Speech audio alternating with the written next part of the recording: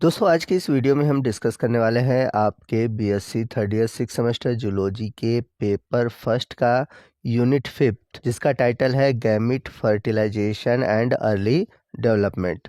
तो इस यूनिट से जुड़ा हुआ आज हम एक पहला टॉपिक डिस्कस करेंगे और हमारा आज का जो टॉपिक है वो है गैमिटोजेनेसिस। तो आइए सबसे पहले समझते हैं कि गैमिटोजेनेसिस होता क्या है। Gametogenesis is the process of formation of haploid gamete in the gonads, यानी कि गोनैड्स के अंदर, जैसे कि अगर मेल है तो टेस्टिस के अंदर और अगर फीमेल है तो ओवरी के अंदर। तो जब गोनैड्स के अंदर गैमिट का फॉर्मेशन होता है उस प्रोसेस को हम बोलते हैं गैमिटोजेनेसिस। और आप सभी को पता होगा कि जो गैमिट्स होते हैं वो हैप्लॉइड होते हैं। तो इस तरह से गैमिटोजेनेसिस प्रोसेस द्वारा फॉर्मेशन होता है हैप्लॉइड गैमिट का।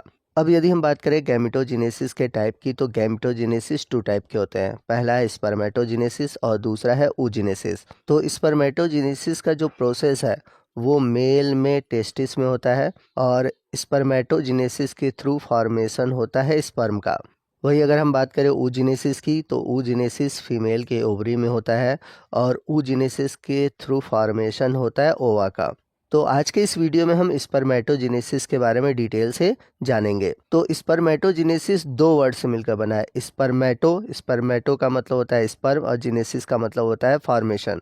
Spermatogenesis is the process of formation of haploid sperm from diploid spermatogonia. तो आपको बता दें कि मेल टेस्टिस के अंदर पाया जाता है सेमनीफेरस ट्यूब्यूल और इस सेमनीफेरस ट्यूब्यूल के अंदर होते हैं डिप्लॉयड स्पर्मेटोगोनिया और इस डिप्लॉयड स्पर्मेटोगोनिया से फॉर्मेशन होता है हैप्लॉयड स्पर्म का और इसी प्रोसेस को हम बोलते हैं स्पर्मेटोजेनेसिस। तो यहाँ पर लेफ्ट साइड आप इमेज में देख सकते हैं टेस्टिस है, फिर टेस्टिस का सेक्शन दिया हुआ है। अब टेस्टिस के सेक्शन में आप देखेंगे ये जो संरचना है ये है सेमनीफेरस ट्यूब्यूल और नीचे सेमनीफेरस ट्यूब्यूल का ट्रांसवर्स सेक्शन दिखाया गया है। और ये जो आप स्ट्रक्चर देख रहे हैं सेमनीफेरस के ट्रांसवर्स सेक्शन का डिटेल फिगर है। तो सेमनीफेरस ट्यूब्यूल में आप देखेंगे कि ये स्पर्मेटोगोनिया है।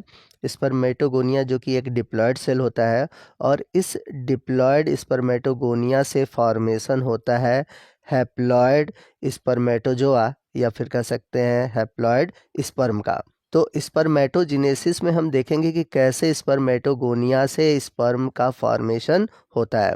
तो जैसा कि आप सभी जानते हैं कि जो स्पर्म होता है या फिर जो मेल गैमिट है ये माइक्रोस्कोपिक और मोटाइल होता है। तो स्पर्मेटोजेनेसिस का जो प्रोसेस है वो 4 फेज में डिवाइड होता है। पहला है मल्टीप्लिकेशन फेज, दूसरा है ग्रोथ फेज और तीसरा है मैच्योरेशन फेज और चौथा है डिफरेंशिएशन फेज। और स्पर्मेटोजेनेसिस के जितने भी फेज हैं ये टेस्टिस के ट्यूमनिफेरस ट्यूब्यूल्स में होते हैं। तो आइए सबसे पहले हम बात करते हैं मल्टीप्लिकेशन फेज की। तो मल्टीप्लिकेशन में होता क्या है कि जो मेल जर्म सेल होता है यानी कि जो स्पर्मेटोगोनिया होता है जो कि सेमनीफेरस ट्यूब्यूल के इनसाइड वॉल पर पाया जाता है वो मल्टीप्लाई करता है माइटोटिक डिवीजन द्वारा और माइटोटिक डिवीजन द्वारा अपना नंबर बढ़ाता है और अपना नंबर बढ़ाने की वजह से इस फेज को हम बोलते हैं मल्टीप्लिकेशन फेज। और आपको बता दें कि स्पर्मेटोगोनिया में जो क्रोमोसोम नंबर होते हैं वो डिप्लॉयड होते हैं। तो आप लेफ्ट साइड देख सकते हैं ये स्पर्मेटोगोनिया है और माइटोटिक डिवीजन द्वारा अपने नंबर को बढ़ा रहा है।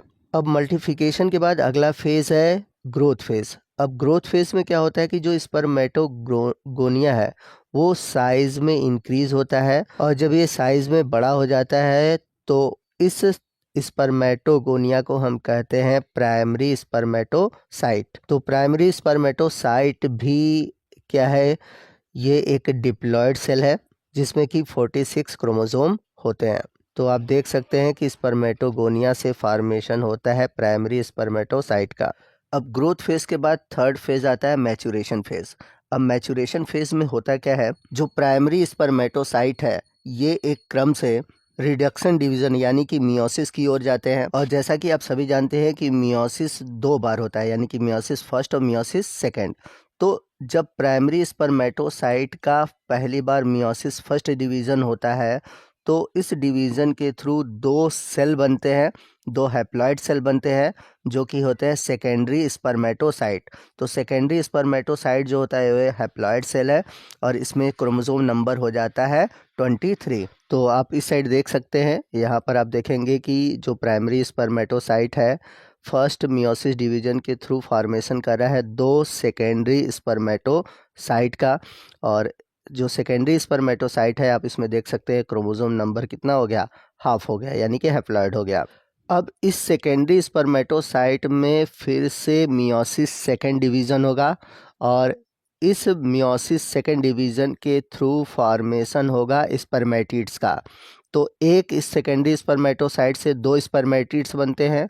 तो यहाँ पर हमने देखा है कि दो सेकेंडरी स्पर्मेटोसाइट है तो फॉर्मेशन हो जाएगा कुल 4 स्पर्मेटिड्स का, यानी कि एक सेकेंडरी स्पर्मेटोसाइट से मियोसिस सेकेंड के थ्रू फॉर्मेशन होगा दो स्पर्मेटिड्स का। तो इस तरह से दो सेकेंडरी स्पर्मेटोसाइट से बनेंगे 4 स्पर्मेटिड्स और स्पर्मेटिड्स में क्रोमोसोम संख्या भी क्या होगी, बराबर होगी सेकेंडरी स्पर्मेटोसाइट के, यानी कि हैप्लॉइड होगा।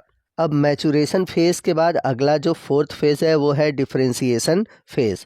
डिफरेंशिएशन फेज़ क्या होता है, ये जो फेज़ है स्पर्मेटोजेनेसिस का एकदम लास्ट फेज़ है। तो इस फेज़ में होता क्या है कि जो स्पर्मेटिड्स होते हैं ये कन्वर्ट होते हैं स्पर्मेटोजोआ में, यानी कि स्पर्म में। आपको बता दें कि जो ये स्पर्मेटिड्स है ये जो होते हैं ये नॉन मोटाइल सेल होते हैं।